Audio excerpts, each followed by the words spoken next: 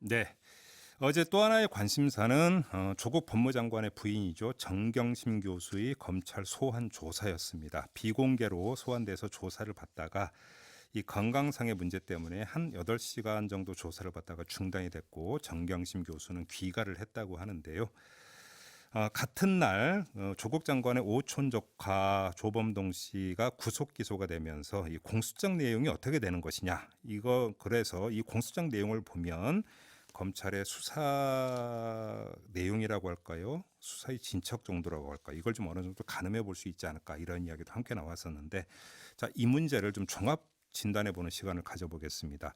김남국 변호사를 전화로 연결해서 도움 말씀 들어보겠습니다. 변호사님 나와 계시죠?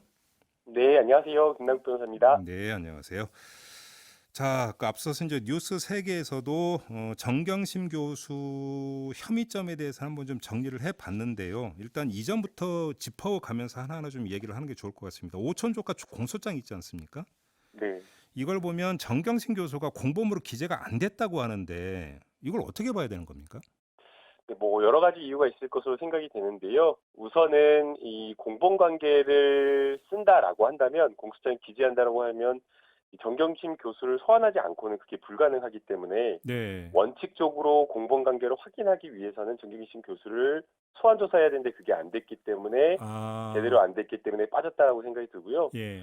네, 그다음에 한 가지 더 추가를 하게 되면, 공소장에 지금 공범관계와 관련되어서 지금 오촌조카의 혐의가 여러 가지가 적시되어 있는 그런 상황에서 네. 구체적인 관여 정도나 관여 내용을 공소장에 표시하게 되면, 정경심 교수에게 이 수사의 어떤 내용이나 이러한 것들이 빠져나갈 수 있기 때문에, 어허. 해당 부분에 대한 수사 차질이나 이런 것들도 우려해서 뺀 것으로 보입니다. 그 일부 언론에서는 그 공범이라고 적지 않은 것을 보안상의 이유다 이렇게 이제 보도를 하던데 그게 지금 이 말씀이신가요? 그러니까 네, 그렇게 해석하는 게 맞다라고 보이고요. 예, 또 적지 않게 검찰이 당황했을 거라고 저는 생각이 됩니다. 어떤 점에서요?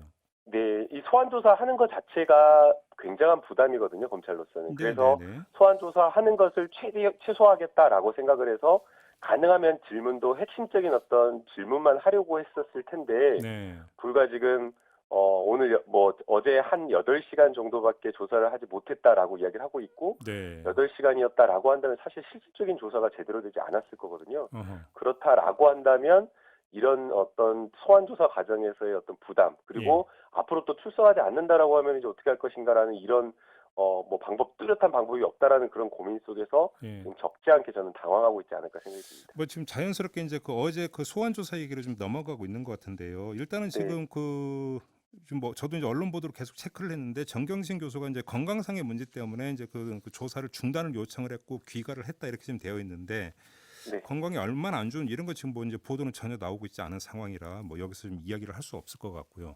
그러면 지금 변호사님의 어떤 전망에 따르면 추후 다시 소환하는 것도 이렇게 그 당장은 기약이 없을 수도 있다 이런 말씀이신가요? 네, 아프다고 하기 때문에 아픈 사람을 계속해서 나와라라고 압박하기도 쉽지가 않은 상황이고요. 네. 그러면은 그 기간 동안 뭐 정경심 교수 측에서는 공소장을 이제 충분히 분석할 수 있는 그런 어떤 시간이다라고 보이는데, 예, 예, 예. 예, 그런데 이제 계속해서 막연하게 시간을 끌 수 있는 건 아니잖아요. 뭐 음. 당장에 법무부의 어떤 국감 조사도 있고, 또 그다음에 18일 정경심 교수에 대한 첫 공판 기일도 있기 때문에, 네, 네, 지금 네. 첫 공판 기일 지금 열람 조사조차 지금 못하게 하고 있는 그런 상황에서, 계속 시간은 흘러가고 있는 상황에서 체포영장을 발부하는 것도 어렵고, 음. 그 다음에 소환 조사가 제대로 이루어지지도 않았는데 구속의 필요성을 막 강조하면서 법원에 구속영장 청구한다, 이것도 어렵기 때문에 네. 사실상 지금 검찰이 뾰족한 수가 없는 그런 상황이지 않나라는 생각이 그러면 듭니다. 의외로 지금 검찰 수사가 그 장기화될 가능성도 있다고 보시는 거예요, 변호사님은? 막연하게 이렇게 시간을 끌 수는 없다라고 생각이 들고요. 네. 그래서 지금 상황에서는 오히려 검찰이 음. 소환에 좀 응해달라라고 협조 요청을 해야 되는 그런 상황이 돼버리지 않았나라는 생각이 듭니다. 자, 그럼 이 건강상의 문제가 구속영장을 청구할 거냐 말 거냐를 가르는 어떤 중요한 변수가 될 수도 있다고 보십니까? 그렇지는 않다라고 보이고요. 예. 만약 이제 아프지 않은데 거짓말하면서 막 이런 핑계 대면서 한다라고 하면 모를까. 네. 실제 지금 정경심 교수 측에서 흘러나온 이야기를 보면, 음흠. 수사를 받기 전에 굉장히 막 언론에 너무나 많이 노출이 되었잖아요. 네, 네, 네. 그래서 그 과정에서 정신적 스트레스나 여러 가지 건강상 문제를 호소하면서 추석 전에도 입원을 했었다라고 하고 있고 음. 또 압수수색 11시간 하는 동안에 뭐 혼절했다 쓰러졌다라는 그런 보도가 나오고 있는 걸 보면 네. 이 건강상 소환 이 건강을 이유로 이 조사를 중단한 이런 것들이 뭐 구속영장을 청구하는 중대한 자료가 되기는 좀 어려워 보입니다. 아, 그래요? 네. 알겠습니다. 그 지금 이제 그 수사 내용으로 좀 들어갔으면 좋겠는데요. 이제 몇 가지 이제 큰 갈래가 있지 않습니까? 근데 이제 네. 변호사님 같은 경우도 이제 계속 이거를 이제 쭉 지켜보셨을 텐데 네. 검찰이 지금 수사를 초점을 어디에 맞추고 있다고 그러니까 분석을 하세요? 네, 크게는 두 가지라고 생각이 되는데요. 네. 첫 번째는 동양대학교 표창장 위조했는가 이 여부 하나라고 생각이 들고요. 네. 그다음에 이제 두 번째는 이제 사모펀드와 관련되어서 지금 검찰이 보고 있는 시각은 이 사모펀드를 실질적으로 주도했다. 음. 코링크 피해와 관련된 실소유주다라고 이렇게 보고 있는 것으로 보이기 때문에 예. 해당 두 가지 쟁점에 대해서 집요하게 질문을 할 것으로 보이고요. 예. 만약 이 사모펀드와 관련되어서 그 코링크 P 운영사인 코링크 P를 실질적으로 뭐 소유하지 않았다고 하더라도 그거보다 조금 더 낮은 단계에서 각각의 개별 범죄에 또 공범은 될 수가 있기 때문에 네. 만약 코링크 P의 실소유주는 안 된다라고 하면 어느 정도로 관여를 했는가, 실제 알았는가 몰랐는가, 아니면 관여한 게 있는가 이런 부분을 좀 볼 것으로 보이고요. 예. 또 정경심 교수 측에서는 이게 사모펀드에 투자를 한 것이고 사실 전체적인 내용을 잘 몰랐다라고 주장을 하고 있기 때문에 예. 이러한 어떤 정경심 교수가 이야기하는 진술들이 얼마나 신빙성이 있는지 이런 것들을 음. 함께 좀 들여다보지 않을까 싶습니다. 그 표창장 위조 의혹과 관련해서는 엊그제 서울중앙지검이 이례적으로 이제 입장을 내놓지 않았습니까? 우리는 네. 그 이 방법 이런 거라는 증거물을 충분히 확보하고 있다라고까지 이제 밝혔는데 이 점은 어떻게 받아들이세요? 근데 그게 저도 기사를 봤는데 구체적인 내용이 나오지는 네, 물론 않더라고요. 그렇긴 해요. 그래서 네. 해당 구체적 증거물이나 방법에 대해서는 재판에서 설명하겠다라고 이야기를 하고 있는데 네.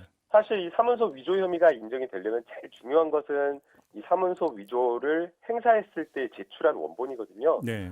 이 원본이 있어야지 이 공소장에서 공소 사실에서 사문서 위조 공소 사실에서 제일 중요한 위조 방법이라든가 또 사문서 위조가 목적범이기 때문에 왜 하려고 했는가 이런 것들이 확인되는데 네. 지금 현재 인사청문 과정에서 드러난 걸 보면 원본은 확보가 안 되었고 사본밖에 없다라고 이야기를 하고 있기 때문에 음흠.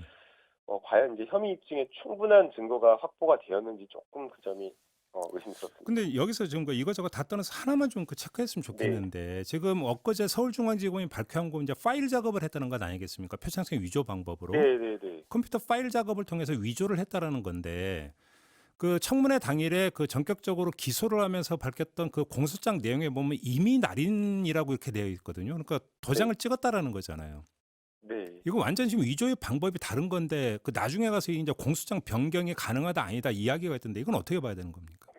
그래서 지금 그게 또 문제가 되고 있는데요. 네. 아마 첫 기일에 열람복사 제한한 것 갖고 다툴 가능성이 있고요. 그다음 네. 두 번째는 이런 어떤 검찰의 수사나 이런 부분 자체가 수사권 남용, 공소권 남용이다라고 주장을 하면서 네. 공소 사실 자체가 완전히 잘못되었다라는 주장을 할 가능성이 높습니다. 공소장 그러니까 지금 변경이 허용되는 범위는 어디까지예요? 공소장의 변경이 허용되려면 기본적으로 공소 사실의 동일성이 인정이 돼야 되거든요. 예. 그러니까 최소한 육하 원칙에 따라서 중요한 부분에 있어서 동일성이 유지가 돼야 되는데 공소장 이미 제출된 공소장을 보면 이 범죄를 저질렀다고 하는 날짜도 1년 뒤라고 지금 이야기를 하고 있고 그다음에 네. 방법도 직인을 찍는 방법에 의한 것이 아니라 네. 전자적으로 이 파일을 잘라가지고 이 직인을 잘라가지고 이렇게 했다라고 이야기를 하고 있기 때문에 이게 과연 공소 사실의 동일성을 인정할 수가 있을지 그게 의문이고요.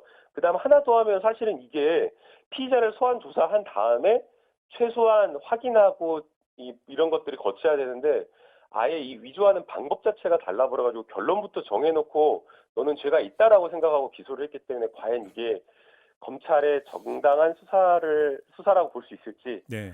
그 점도 의문인 것 같습니다. 알겠습니다. 하나만 더 여쭤볼게요. 지금 네, 정경심 교수의 혐의점을 두고 있는 검찰이 혐의점을 두고 있는 것 중에 하나가 증거인멸 교사라는 것 아니겠습니까? 네, 근데 지금 일단은 그 증거는 제출이 되지 않았습니까? 검찰에 하드디스크라든지 이런 것들이 이미 제출됐다고 이제 그 보도가 많이 나왔었는데 네. 증거인멸 교사라고 하는 게 인멸이라고 하는 행위가 완료가 되지 않았음에도 불구하고 교사가 성립이 될 수 있는 겁니까? 그럴 수 있죠. 아, 네. 그건 그럴 수 있고요. 이 인멸이라고 하는 게 중요하다고 보이는데요. 증거 인멸이라고 하는 것은 증거를 멸실이나 훼손하거나 이런 것들을 의미를 하고 있기 때문에 예. 해당 부분의 컴퓨터를 사실은 사용하려고 했다라거나 아니면은 또 이미 압수수색이 들어와 버리면 사실 하드나 컴퓨터, 노트북 이런 거를 밀봉해가지고 가져가 버리면 또 변호인이나 피의자 입장에서는 대응할 수가 없거든요. 네네. 그래서 그게 정말 인멸하려고 하는 목적이 있었는지가 되게 중요한 겁니다. 아, 그런데 목적이 중요합니까? 앵커께서 지금 지적하신 대로 삭제하거나 이런 어떤 정황, 포렌식하면 다 나오거든요. 근데 네. 그런 정황은 나오지 않았다라고 이야기를 하고 있기 때문에 인멸의 고의를 조금 인정하기에는 현실적으로 지금 현재로서는 조금 어렵지 않나 생각이 들고요. 이 부분은 피의자 정경심 교수의 해명이나 소명을 좀 들어야지 구체적 내용을 확인할 수 있지 않을까 생각됩니다. 그 관련해서 이제 조국 장관은 그 이제 한투 직원이 그 이제 집에서 그 작업을 할 때 뭐 아내를 도와줘서 고맙다. 이게 어떤 그 조국 장관에게도 증거인멸 교사나 증거인멸 방조 혐의를 입증하는 근거가 될 수 있다는 주장이 든다. 이건 어떻게 보세요? 이거는 좀 진짜 악의적인 기자라고 저는 생각이 들었는데요. 네. 고맙다라는 게 무엇을 고맙다라고 하는지 대상이 중요한 거잖아요. 부인을 도와줘서 고맙다. 예. 네. 그러니까 그걸 그냥 평소에 그냥 도와줘서 5년 동안 일을 도와줘서 고맙다라고 하는 것인지 네. 아니면 어려운 상황에서 이야기를 들어주고 정경심 교수의 힘든 것을 들어줘서 고맙다라고 하는 것인지 그 대상 자체가 모르기 때문에 네네. 단순하게 지금 이 고맙다라는 말의 실체도 정확하게 확인되지 않은 상황에서 이것만으로 뭐 조국 법무부 장관까지 뭐 공범이다라고 하면서 문제를 삼는 거는 좀 문제가 있다고 보이고요. 네네. 그래서 조금 더 정확한 내용을 저희가 좀 확인해야 되지 않나 싶습니다. 그러니까 지금 이제 어찌 보면 그 말씀이 정답인 게 좀 확인이 필요한 게 지금 제가 드렸던 질문도 거의 모든 게 이제 언론 보도를 기초로 해서 이제 드렸던 질문이고 네. 검찰이 그러니까 사실관계를 어디까지 파악을 했고 그걸 입증할 물증을 어디까지 확보했는지 지금 전혀 모르는 상황이잖아요. 네. 그렇기 때문에 결국은 이것은 그러니까 이 모든 것들은 만약에 기소가 이루어진다면 결국은 재판에서 상당히 어떤 다툼의 여지가 크다 이런 말씀으로 그러니까 이해를 하면 되는 겁니까? 네, 굉장히 저는 그런 게 필요하다라고 보이고요. 예. 하나의 어떤 객관적 사실을 놓고도 그 해석이나 의미가 다를 수가 있습니다. 네. 어제 피의 사실과 관련되어서 또 이런 보도가 하나 나왔더라고요.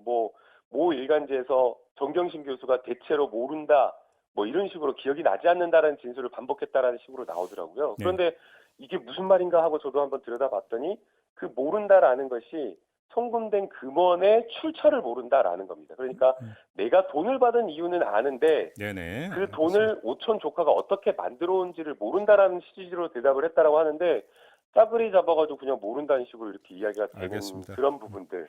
그래서 이 언론이 좀 정확하게 보도를 좀 해야 되는데 그런 점도 아쉽다라는 생각이 들어요. 알겠습니다. 아무튼 이제 체크해드리는 것은 정경심 교수의 어떤 건 이제 추가 소환 조사가 언제 있게 될지 이걸 좀 봐야 될 것 같습니다.